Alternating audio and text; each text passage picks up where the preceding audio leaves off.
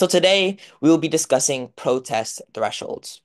And I included this image here at the beginning because I think it perfectly represents the idea of protest thresholds.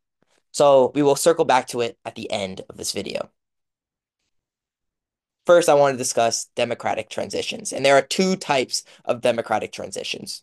The first being top-down transitions. A top-down transition is one in which the dictatorial ruling elite introduces liberalizing reforms that ultimately lead to a democratic transition. But the ones we want to focus on today is bottom-up transitions. And a bottom-up transition is one in which the people rise up to overthrow an authoritarian regime in a popular revolution.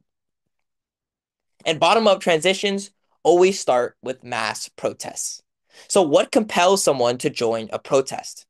One main reason is when they see others protesting. One may feel more comfortable participating in a protest if they know others will too. Additionally, if others are participating in a protest, it may lower the social costs that come with participating themselves. And so this leads into our main idea of protest thresholds.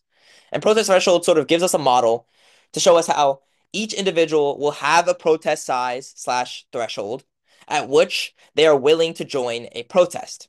And this is sort of visualized by this image right here. Right? So we see in these three societies different people and their protest thresholds. So look at society A, for example. There's always that one person who, no matter what, will go out there by themselves and protest. This could be for many reasons. One being the cost of not protesting and obeying the authoritarian elite is higher than protesting in itself, right? So they will protest by themselves no matter what. They'll be out on the streets, one man show. But there's more people to a mass protest, right? There's multiple people. So let's go to the person two here. They have a protest threshold of two. So this is unfortunate because they're not going to start protesting, right? There's only one person protesting, which is this original person right here who has a protest threshold of zero. So this person two who has a protest threshold of two will not start protesting. So therefore, in society A, it's unlikely that a mass protest will start. Let's go to society C now. There's again that person, one man show, will go out there and protest no matter what. And luckily enough, person two has a protest threshold of one. So they will start protesting as well. And now there's two people total protesting. But unfortunately for this society, person three has a protest threshold of three.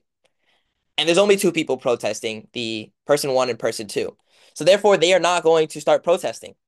And the person after them is not going to start protesting because of that. The person after them is not going to start protesting. The person after them is not going to start protesting, and so forth and so forth. So therefore, it is unlikely for a mass protest to start.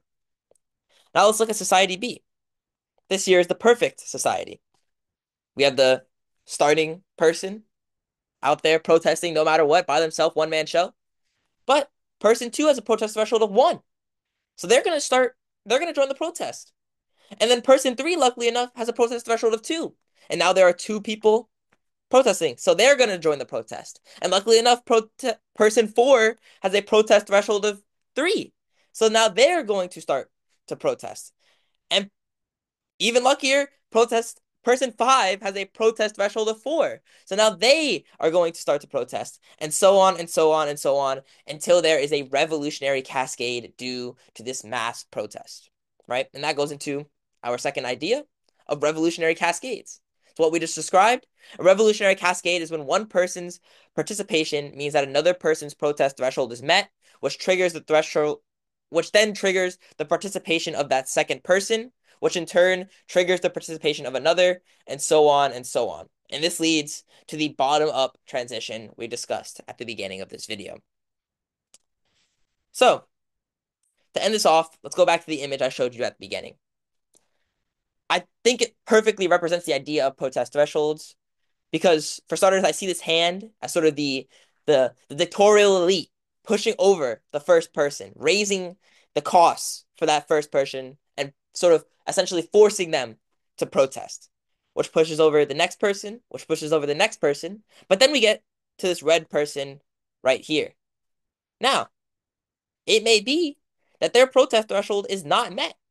Therefore, they won't push over the next person to and continue the protest. However, let's say this was a live image and their protest threshold is met by these three people, they would go and push over the rest of these people. But the key here is that this person becomes pivotal because they are the next person online, and their protest threshold sort of becomes pivotal to whether a revolutionary cascade is going to happen and whether a mass protest will materialize. And so, yeah, that is a general summary of what protest thresholds are.